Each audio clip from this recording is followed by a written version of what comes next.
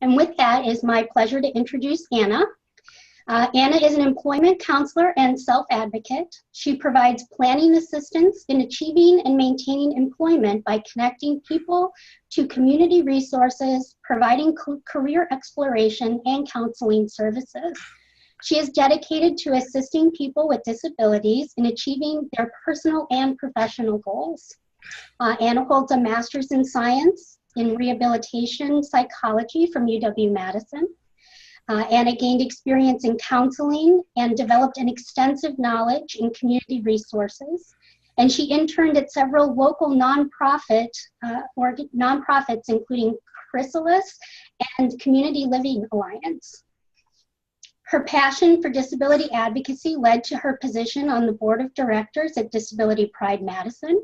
And in her free time, she enjoys volunteering and volunteering in the community, and is currently serving as the co-vice chair on the City of Madison's Commission on People with Disabilities.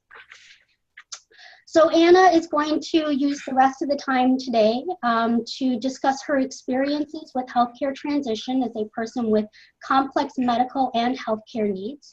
She'll discuss her transition experience as she moved from a family setting to her independent living and managing her own healthcare, and it highlights some of the successes and challenges she's had along the way. So with that, Anna, I'm going to turn the presentation over to you. Thank you so much, Maya. Can you still hear me okay? I can hear you wonderfully. Okay. Perfect. So I really appreciate the invitation today. I am going to share with you a little bit about myself, my history, and how I approach some of the challenges involved in managing healthcare and day-to-day support needs that I have. Let's go to the next slide. So I am originally from a small town in Illinois, about 20 minutes southwest of Rockford. I lived there for the first couple decades of my life with a brother. His name is Joel, and my mom, who was very involved in our care and day-to-day needs. My brother Joel also has a disability. We were both born with, it's called spinal muscular atrophy. It's a form of muscular dystrophy. So we grew up really as that was our reality, being wheelchair users from a very early age and kind of engaging in the world from that perspective. I grew up always with a very ambitious mindset and having high goals for myself, with a lot of diverse ideas about what my future would look like, but it always entailed that I would eventually live on my own and have a job. So eventually I went to college. I got my degree in psychology, and then as that was nearing the end, I started anticipating the next phase of my life and decided to get a master's at UW, which caused me to decide to move to Madison. So I for the first time when I was 24, 25. I moved away from my family and had an apartment. I lived there alone, and I had a 24-hour support staff that would rotate through with nurses that I would interview, hire, and train and manage the schedule myself. Like I said before, I've always had kind of big ideas and kind of thinking outside the box about my life and future. And I think that it's important to be able to look at things from different perspectives. And I found this video a while back that I thought really encapsulates how someone who's growing up can look at life a little bit differently and see how their unique experience can influence the world in a positive way. Okay. I apologize.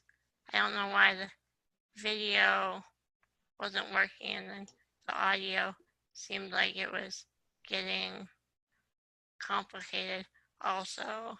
So maybe we'll just skip ahead from that part of it. But essentially what the point I was hoping Steve's video would illustrate is that there's not just one way to approach life, that sometimes when we're growing up, we're told that, the point of life is just to grow up, get a decent job, save some money, kind of live inside the lines, take some nice vacations, and exist in the world that's around us.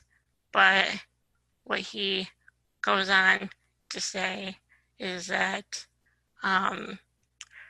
there's another way to look at things, that you can actually approach life looking to improve what already exists and build something that's unique that other people can enjoy as well. And so I feel like that's kind of something I've learned over the years, and being in a position where I grew up having a lot of doctor's appointments and being told different things about what my future is going to look like, what I should prepare for, and still wanting to aspire to make a contribution to the world. Sometimes it can be challenging to connect the two. So let's move forward. So like I said before, I have always had this sort of resolve that eventually I would live on my own and have a meaningful type of job. And this is probably a result of the fact that although I grew up with a lot of supportive people, I had great doctors, The message was not always that I would be a productive member of society. However, I did have the good fortune to have a mother who was extremely dedicated and always just very persistent to the idea that I would contribute, that I had skills and abilities that are unique, that are needed in the world, and that I would never be permitted to just exist and focus on just myself, that whether I was volunteering or working in paid employment, she always had the expectation that I would be contributing in some way. So I think that had a big impact on my own expectation for myself. So let's just give this one more attempt. I have one more video to share and see how this goes.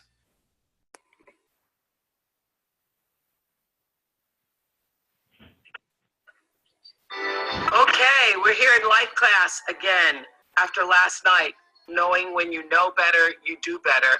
We're ready to move on to what I think is another powerful lesson that I started to get when I was a really young girl, having been raised by my grandmother, and then at 6 years old being separated from my grandmother, being moved to Milwaukee and suddenly in a foreign environment for myself. I remember walking into that new space and recognizing that in many ways, I was alone, which is a terrible feeling if you're 6 years old. But I have always had the deep understanding for myself that if anything was going to move forward in my life, that I was going to have to be responsible for making that happen. And I know that to be true now and can articulate it as you are responsible for your life. And if you're sitting around waiting on somebody to save you, to fix you, to even help you, you are wasting your time, because only you have the power to take responsibility to move your life forward. And the sooner you get that, the sooner your life gets into gear. This is what I know from doing 25 years and thousands of interviews on the Oprah Show. It does not matter where you come from. I have seen people come out of the desert, walk across the desert, being born in the most dire of circumstances. Doesn't matter what your mama did, whether she did or had a PhD or no D. What matters is now, this moment, and your willingness to see this moment for what it is, accept it, forgive the past, take responsibility, and move forward.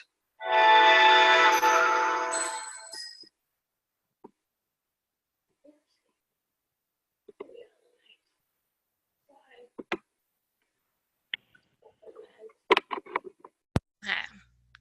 So just to kind of tie that all together, I love the way that she talks about the ability for each of us to take responsibility for our future, for everything that we have to offer, and making a decision for how best to move forward. I think that kind of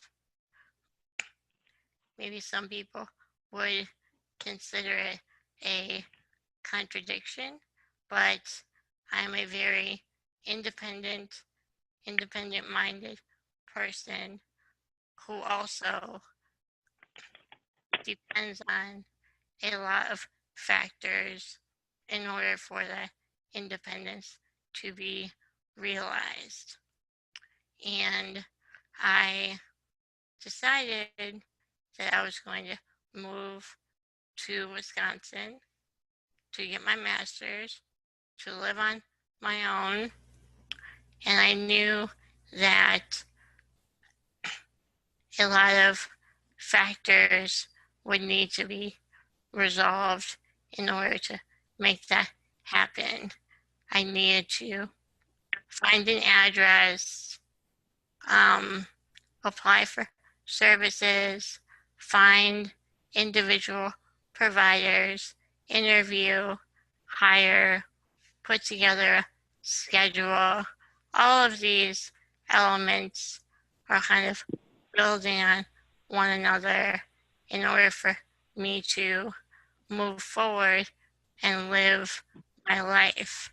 And that is all aside from my day-to-day, like healthcare needs, making sure that I'm staying healthy,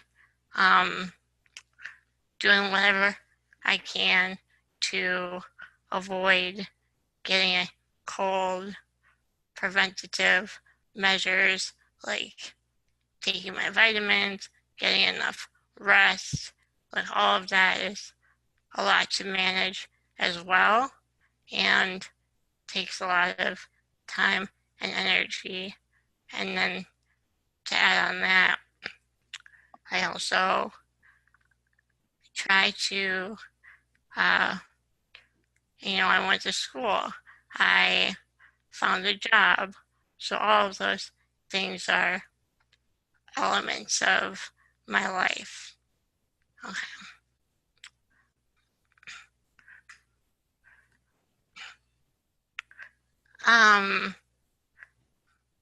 So, like it says here, again, I need a number of pieces to come together. I need to have the right people with the right types of skills and values, priorities that align with what I need and where I'm at in my life, and also finding and having equipment. For instance, when I moved to Madison, I was looking to have a home health equipment provider, and I approached one vendor company, and they said that they could not serve me as a client because I didn't use the type of equipment that they require all of their clients to use. So everyone who uses their services is required to use the one type of ventilator equipment that they provide. And because I had a type of ventilator equipment that they did not have, or that was different from that one ventilator, then they said, no, we can't serve your needs because we streamline our services and we only deal with this one machine. So navigating all of that, all of the rules and complexities that comes with having complex healthcare needs and finding a company that will serve what I need is another complicated part of independence for me. And I do have a talented group of people that support me every day. I have a team of nurses who come into my home and help me every day with where I'm at and what I need to do, helping me execute my plans, from just getting up and getting nutrition and getting ready for the day, and my breathing treatment in the morning, to getting to work and getting accomplished what I'm setting out to do that day. So that's one element of my team. However, that's not the end of where my support team is. I have a great team of doctors who I communicate with and keep them updated in between appointments. I have a specialist that I go to in Chicago every year, and then I email back and forth with her as things are coming up, or just to let her know what's going on. I can say when I was younger, growing up, as part of my disability and diagnosis, I would have more issues with respiratory infections. So that's always been a major concern for me and my brother. Just the fragile nature of our respiratory system. We do whatever we can to avoid getting a common cold, because the typical cold can be more extreme for us and take longer to combat and get through. And in addition to that, can be much more intense along the way. So growing up, I was pretty routine in visiting doctors and finding out what's the latest thing and what's the newest type of ventilator and machine. And so sometimes I was interacting with doctors more than like I was at school. So I think that the interactions that I had were also very impactful.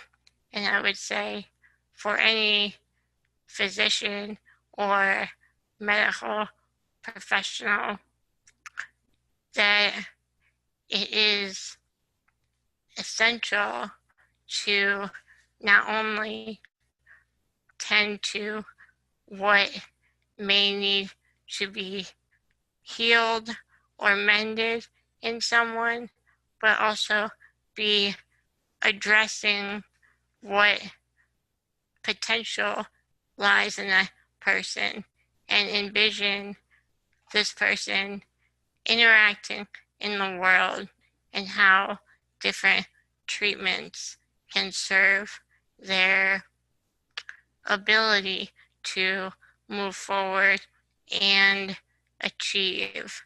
because everyone needs to have a little bit of hope in their life, needs to know that there's a possibility of achieving, of moving forward.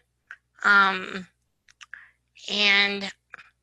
I think that one thing we dealt with a lot early on was doctors and other medical professionals who wanted to make sure that we had a firm grip on reality and understanding that we understood the diagnosis and what was potentially in our future, but would primarily talk about worst case scenarios and really confronting our understanding of what's life going to look like, but really only focusing on what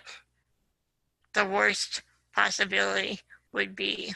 And I would encourage people to kind of give both sides maybe a range of possibilities while really highlighting the strengths and potential in someone, because facing that grim reality on a day-to-day basis,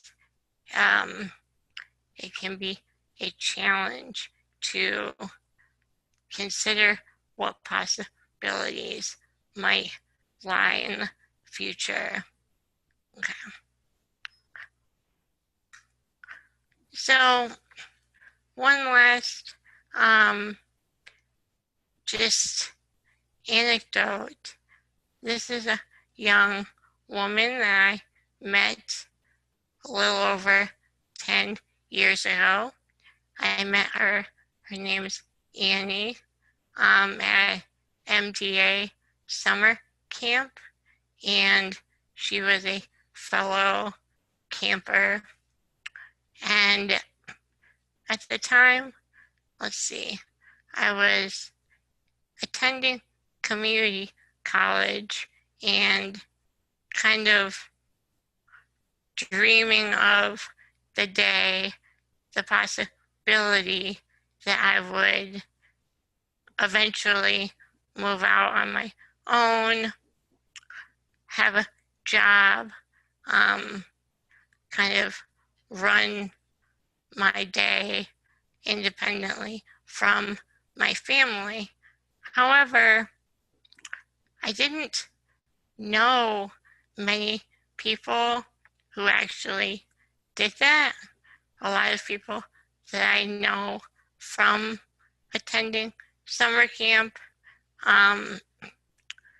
lived and still live with their families mostly, and many of whom don't have jobs and have really stayed close to home for a variety of reasons, which are all very real. But Annie was at camp, and she even spoke one day about living downtown Chicago, and she eventually went to grad school, and she was so vibrant and determined, and I just remember being blown away by her spirit and just the impact it had on me, that like my vision for the future wasn't so unbelievable. Like it might actually be a real possibility and the fact she was out there living it before I was at that point in my life was such a huge thing for me and had a serious impact on the path that I was on and down the road. And she has since passed away a few years ago from health complications that she experienced. But I really think she is an important lesson for really anyone, because she had these firm goals and beliefs. And even though she and I mean, I knew her, we were acquaintances, we had a lot of friends in common, and I would see her once or twice a year, and we would catch up about, what specialist are you seeing right now, and what did you think of him or her? And we would catch up on things, but we really weren't best friends or anything like that. But really the deep impact that she had on me, just living by example, has lasted and continues to have a major impact. So I feel like for people who are living and navigating the world with a disability or other complex health diagnosis, just to keep in mind that even though they might not be aware of it, their life may be really profoundly impacting others along the way. Okay. And lastly, I just really love this quote and think that it's up to you to define your own brand of leadership and your own version of success. That's so true for all of us and really empowering for making decisions that can lead us all forward in our lives. So, thank you. Thank you very much, Anna. I appreciate you sharing your story, and I think many people on the call as well. Are there any questions from the audience for Anna? Hi, this is Meg. My question for Anna is, how long did it take for you to schedule or to set up all of your services once you moved to Madison? Do you remember? Yeah, I remember all too well. Moved in April of 2011. I had an apartment, and I was really fortunate at the time. I had a cousin who is a nurse and was kind of in a transition in her life at that time. And so she was looking for a new job, and I kind of talked to her about the fact that I wanted to move to Wisconsin and I needed a nurse case manager, and was very concerned about the prospect of leaving my family, being surrounded by people that I was not yet familiar with, and just really wanting someone around on a fairly regular basis who I know has my best interest. So she agreed to work on my team for a while.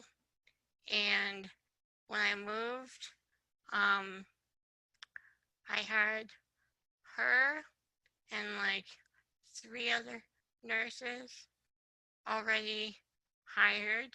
But then right after I moved, I think 1 or 2 of them left.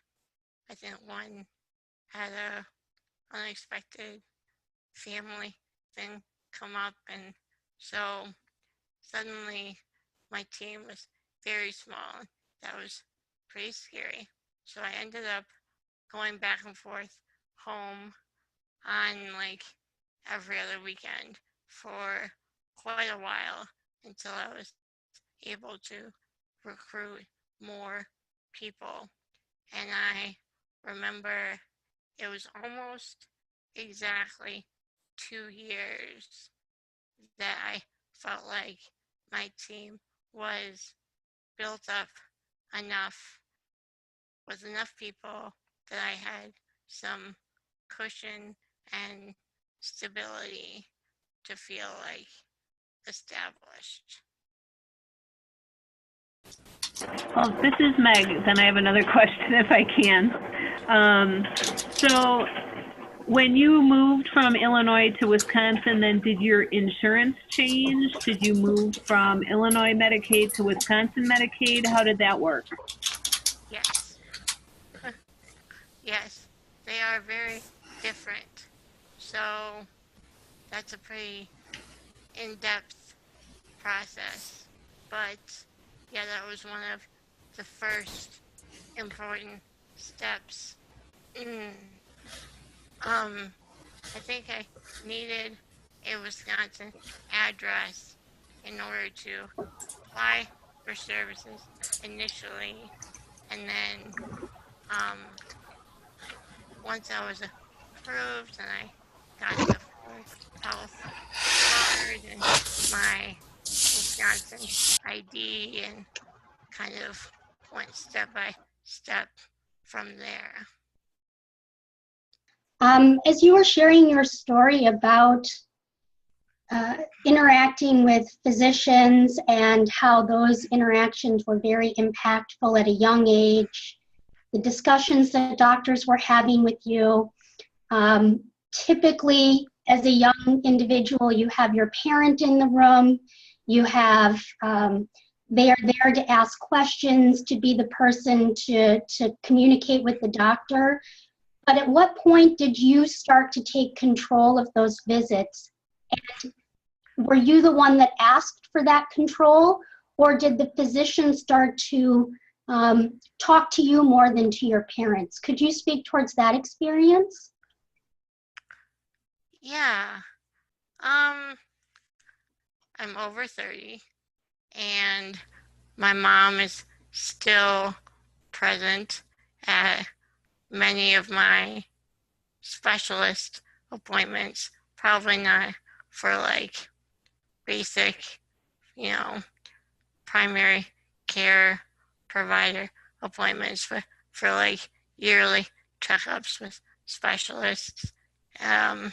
She's there and we all have kind of, she's very like proactive. So sometimes we'll have made like a list of questions ahead of time or things that we've heard about that we're like, let's make sure to ask the doctor about that while we're there, or sometimes follow up later.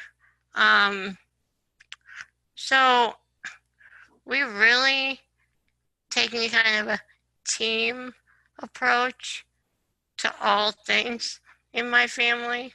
A lot of times my brother and I and my mom are all in the room for the same appointment, especially for like those types of visits, not necessarily for like, basic physicals and that sort of thing.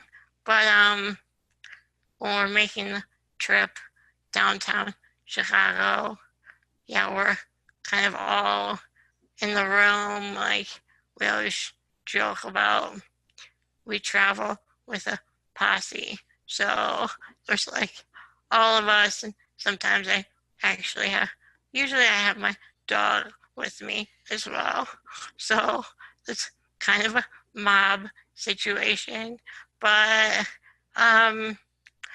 yeah, I'd say I remember when we were preparing for back surgery. I was 17, and it was the summer before my senior year of high school. When my brother and I both had surgery that summer, and we actually did it 3 days apart. And so it was kind of like, all just get it done. Just get it done all at once. But like leading up to that surgery, I mean, it was like a couple of years of planning and appointments. And my brother and I remember preparing for surgery. We grilled the surgeon on several appointments, like asking him every possible scenario of everything that we could think of that was going to go wrong, or complications, or what was the best prognosis after surgery, or whatever we could think of, really looking at this from every angle. Even asking him, like, is there a possibility that the surgery is going to be prehistoric in a couple of years? Like, is this even going to be necessary? Is there going to be some big advancement soon that we should know about that is going to make this whole thing stupid? So I know that we gave him a mental workout a couple of times and really like took this seriously and told him, like, okay, so we get into the OR, then what's gonna happen? And then what's gonna happen? And then what are you gonna do?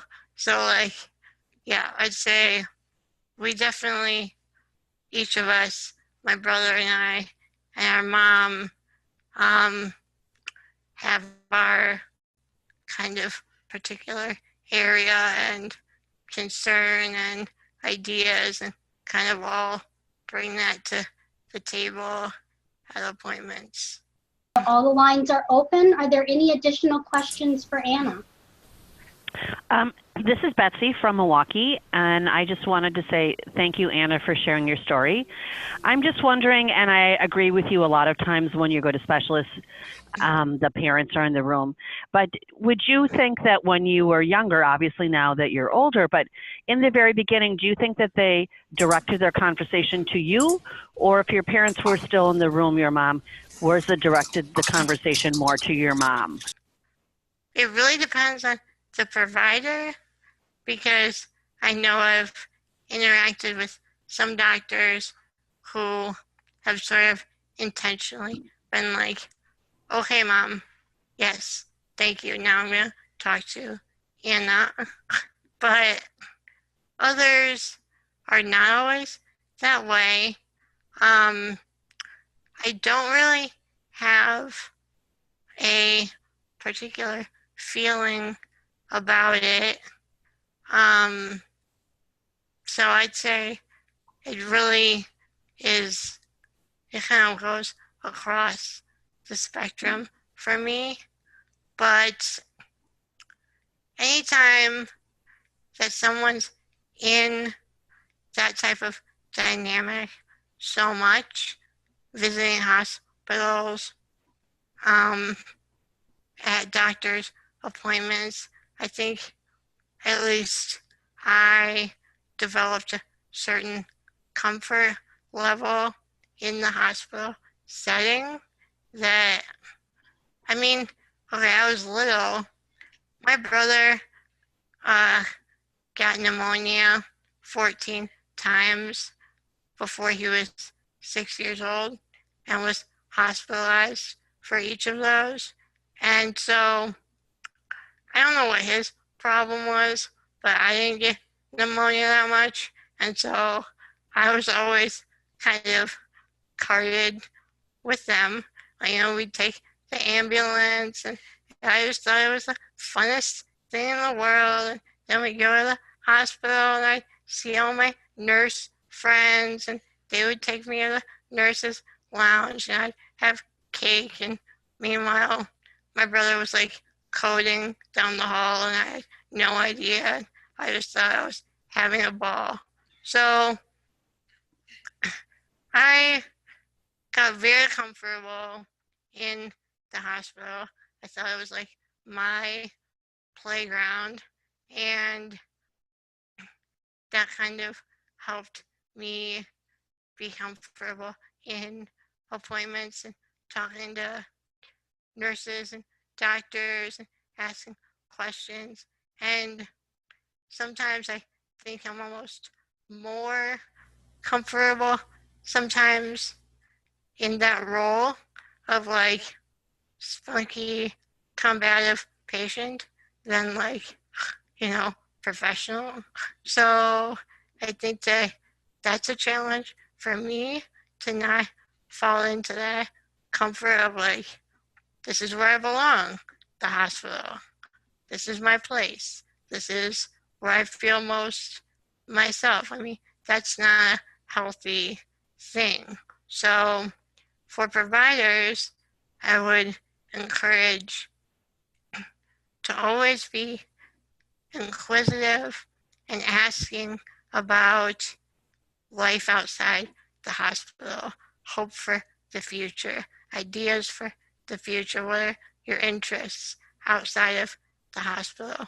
Because it's not a good thing for any young person to only see themselves in that context.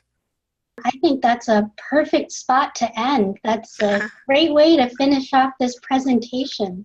I want to thank you for joining us and sharing your story and your unique experiences. And I think that everyone who was part of this learning community got a great presentation today. So thank you for joining us.